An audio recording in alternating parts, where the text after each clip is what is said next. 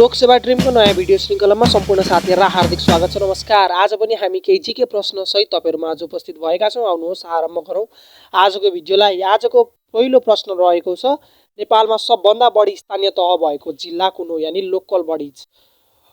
सबभन्दा बढी स्थानीय तह भएको जिल्ला कुन होको अप्सन रहेको छ, option A Dolpa, option B Chitwan, option C Sarlahi र अप्सन डी धादिङ हाम्रो अप्सन रहेको छ।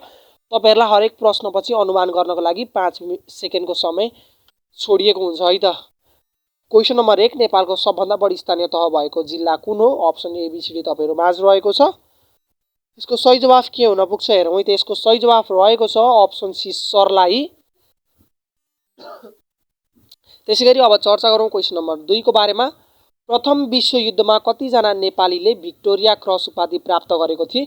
ब्रिटेनले सम्मानको रूपमा दिने भिक्टोरिया क्रस उपाधि चाहिँ प्रथम विश्वयुद्धमा कति नेपाली सेनाहरूले पाएका थिए हाम्रो प्रश्न रहेको छ। यसको अप्सन रहेको छ अप्सन ए 1 जना, अप्सन बी 2 जना, अप्सन सी 3 जना र अप्सन डी 4 जना रहेको छ। भिक्टोरिया क्रस ब्रिटेन सरकारले प्रदान गर्ने एक सम्मानित पुरस्कार हो।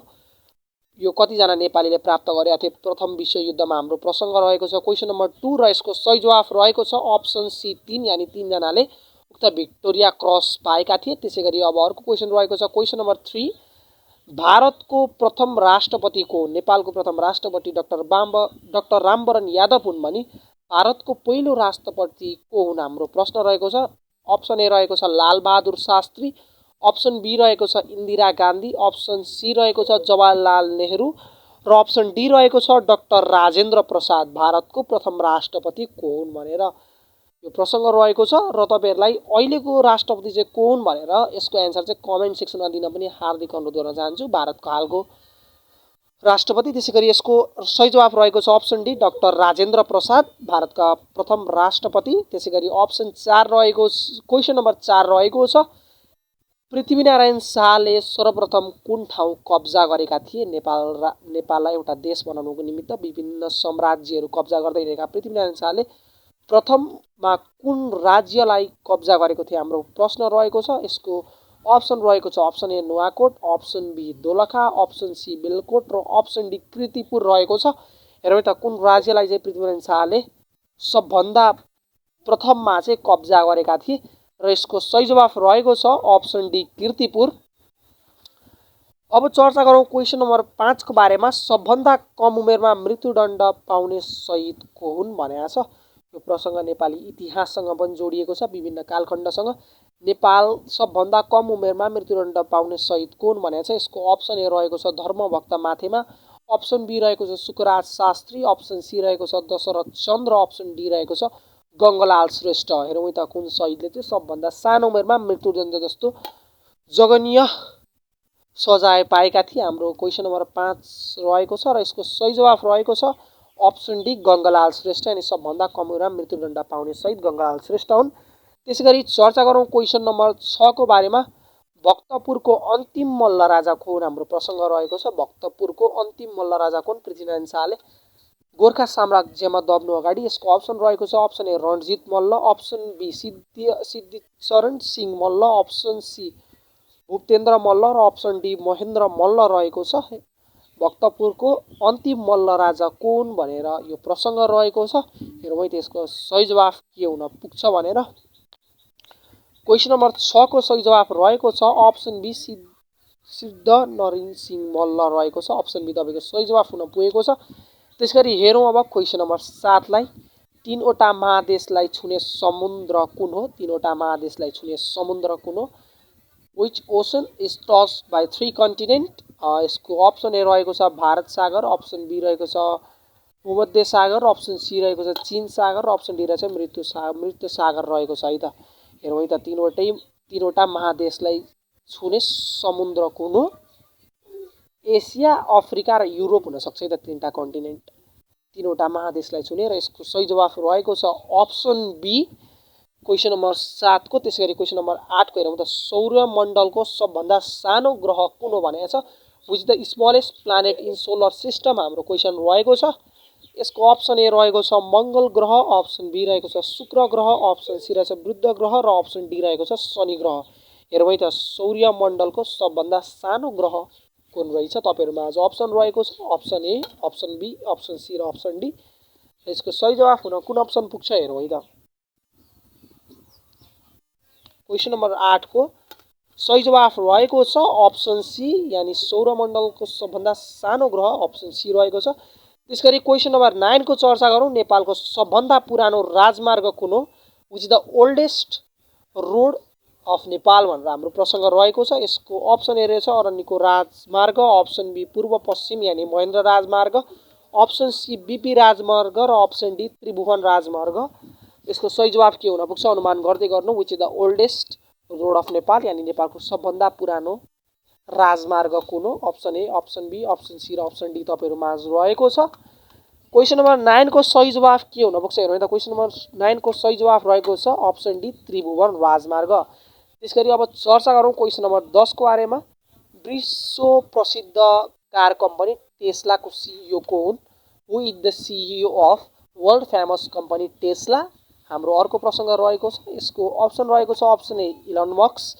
Option B Mark Zuckerberg option C Neal Mohan र अप्सन डी रहेको छ सुन्दर पिचाई हेरौँ है त को रहेछन् विश्व प्रसिद्ध इलेक्ट्रिक भेहिकल बनाउन प्रचलित टेस्ला कम्पनीका सीईओ क्वेशन नम्बर 10 मा सोधिएको यो प्रश्नको सही जवाफ रहेको छ अप्सन ए इलन मस्क चाहिँ टेस्ला कम्पनीका सीईओ रहेछन् त्यसैगरी क्वेशन नम्बर 11 रहेको छ गजुर नभएको नेपालको एकमात्र मन्दिर कुन हो व्हिच टेम्पल डजन्ट कन्टेन गजुर यसको अप्सन ए रहेको छ Kalimai option B Halesi Mahadev option C Pashupatinath र अप्सन डी अशोका बनिया यसको सही जवाफ के हुन पुग्छ हेरौँ है त तपाईहरुमा अप्सन ए रहेको छ क्वेशन नम्बर 11 को option A option B option C र अप्सन डी मा कुन करेक्ट एन्सर हुन्छ तपाईहरु अनुमान गर्दै गर्नु होला क्वेशन नम्बर 11 को सही जवाफ हुन पुगेको छ अप्सन डी अशोका बनिया यानी गजुर नभएको नेपालको एकमात्र मन्दिरको जवाफको अप्सन डी थियो त्यसैगरी अब चर्चा गरौँ क्वेशन नम्बर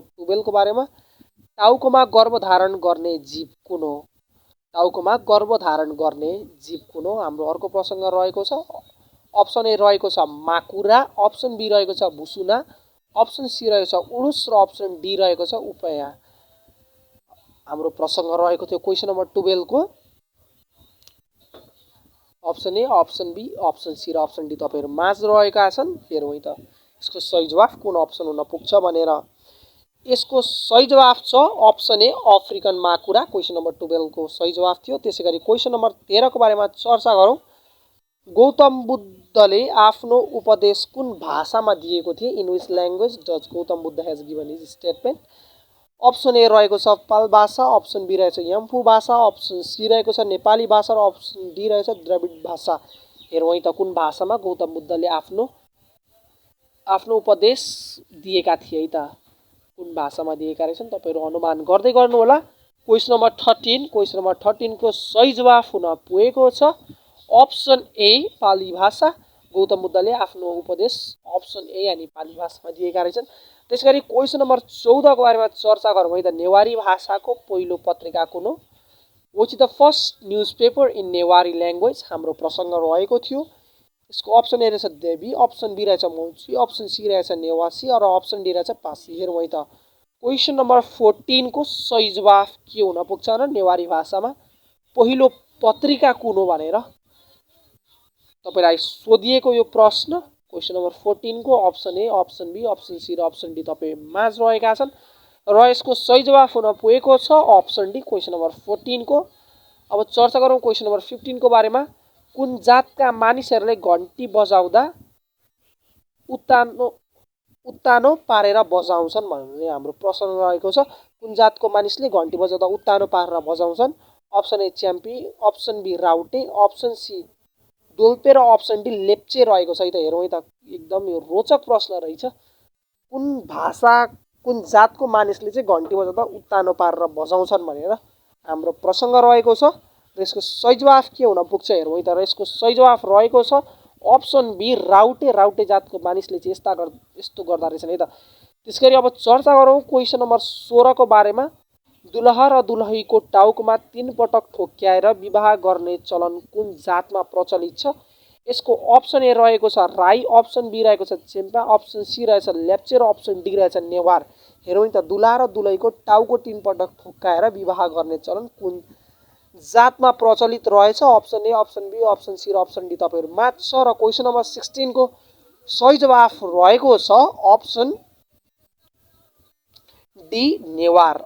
नेवार जातमा चाहिँ 3 पटक टाउको ठोक्काएर बिहे गर्ने चलन रहेछ। त्यसैगरी चर्चा गरौँ क्वेशन नम्बर 17 को बारेमा। तामाङ जातिहरूले बजाउने बाजा डम्फु के को छालाले बनेको हुन्छ? From which animal skin is the instrument named Damphu is made? यसको अप्सन ए रहेको छ न्याउरोको मासु, अप्सन बी रहेको छ मुर्गा, अप्सन सी रहेको छ गैर, अप्सन डी रहेको छ हरिण। हेरौँ त तामाङ जातिले बजाउने डम्फु कुन जनावरको छालाबाट बनिँदो रहेछ? क्वेशन नम्बर 17 रहेको छ र यसको सही जवाफ रहेको छ अप्सन ए न्याउरोको मसबाट बनिँदो रहेछ है त। त्यसैगरी अब चर्चा गरौँ क्वेशन नम्बर 18। क्वेशन नम्बर 18 मा रहेको छ लासलाई बाँदर मार्ने जालीमा बेरेर गाड्ने चलन कुन जातमा छ? यसको अप्सन ए रहेको छ राउटे, अप्सन बी रहेछ चेम्पिङ, अप्सन सी रहेछ डोल्पा र अप्सन डी रहेछ ल्याप्चे।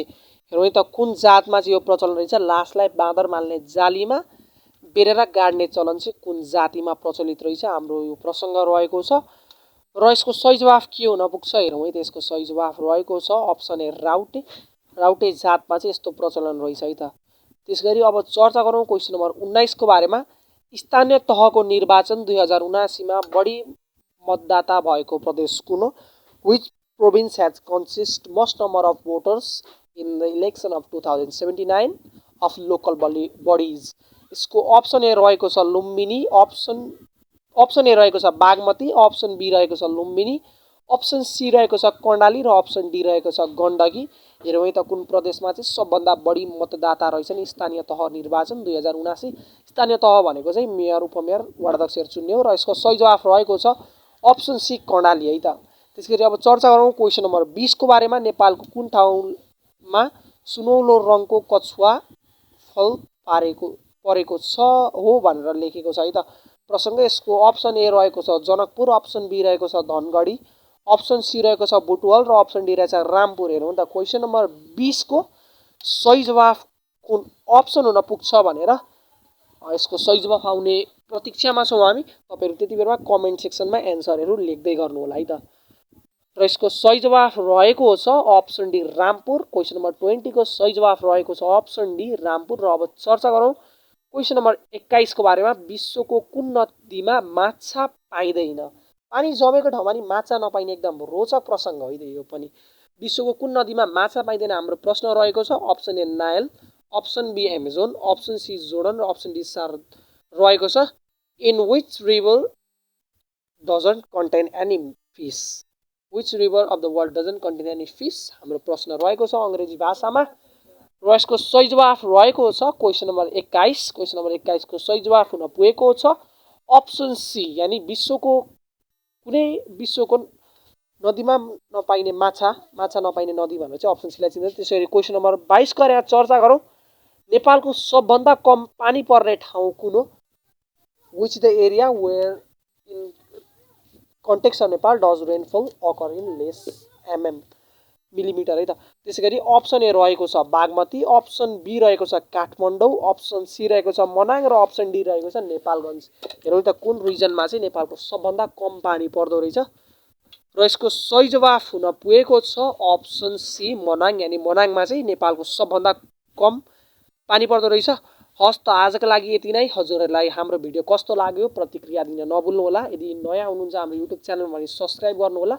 लोकसेवासँग सम्बन्धित सम्पूर्ण विषयको जानकारी आउने भएकाले हाम्रो च्यानलसँग अपडेट रहिरहनु होला र आगामी दिनमा के कस्तो कन्टेन्ट सहित उपस्थित हुँ यो पनि जानकारी गराउनु होला। आजको लागि चाहिँ मलाई यतिबाटै बिदा दिनुहोस्। हस्त हजुरको दिन शुभ रहोस्। धन्यवाद। जय देश जय नेपाल।